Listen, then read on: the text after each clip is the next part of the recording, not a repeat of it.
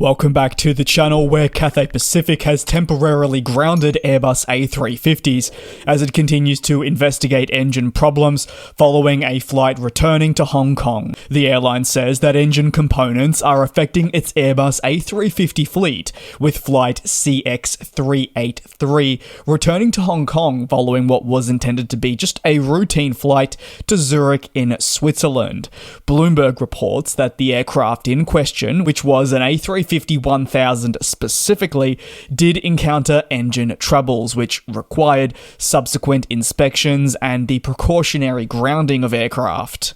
The entire fleet, some 48 units, is now being inspected, specifically following that component that has failed, with the full intention of moving forward with a thorough replacement effort to ensure that it all is in fit and working order.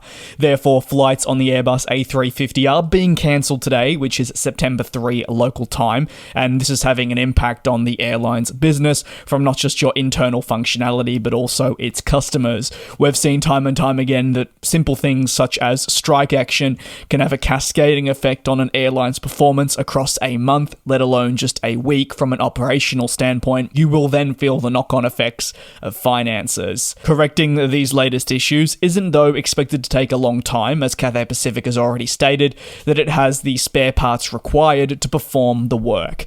This stance is actually interestingly something that does definitely make a change from the typical commentary you could say we've seen from airlines that have faced engine difficulties in the last few years.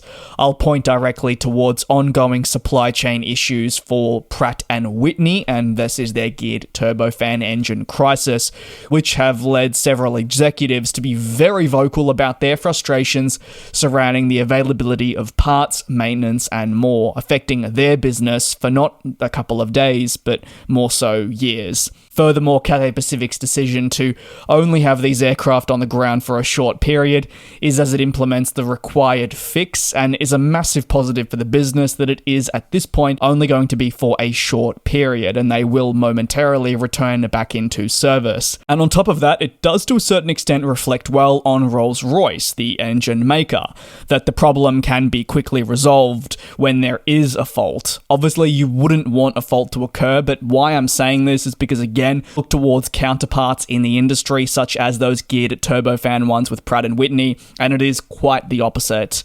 Ultimately, while the temporary grounding can be considered as a, yes, quite large decision, it is also one being done under a precautionary measure. As the airline has stated, it wants to ensure that it has the highest standards across its fleet, and as a result, putting these planes on the ground to make sure of that is paramount.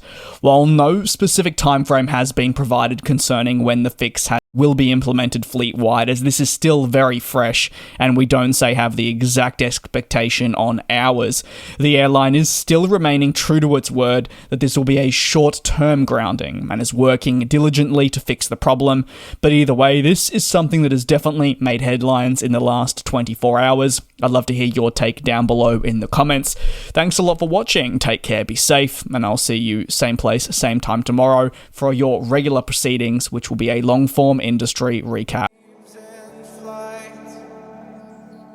And we'll fly.